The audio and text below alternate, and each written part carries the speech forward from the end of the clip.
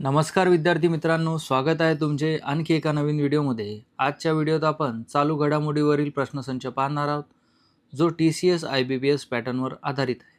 चला तर मग व्हिडिओला सुरुवात करूया। सध्या भारताचे नियंत्रक व महालेखापरीक्षक कोण आहेत? तर या प्रश्नाचं योग्य उत्तर होईल पर्याय क्रमांक 3 के संजय मूर्ती। के संजय मूर्ती जे आहेत भारताचे नियंत्रक व महालेखापरीक्षक आहेत। पुढचा प्रश्न आहे, हेनले पासपोर्ट सूची 2025 मध्ये भारताची रँक कोणती आहे? तर या प्रश्नाचं योग्य उत्तर आहे पर्याय क्रमांक 4 85 आणि पहिल्या रँकवर आहे सिंगापूर सिटी।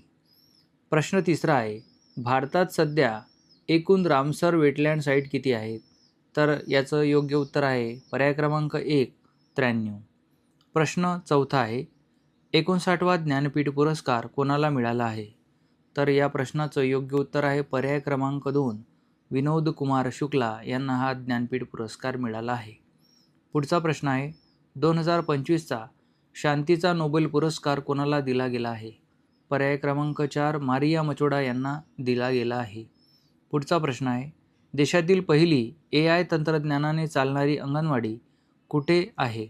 तर ती आहे महाराष्ट्र, नागपूरमध्ये। प्रश्न 7वा आहे, ICC महिला क्रिकेट विश्वकप 2025चा आयोजक देश कोणता आहे?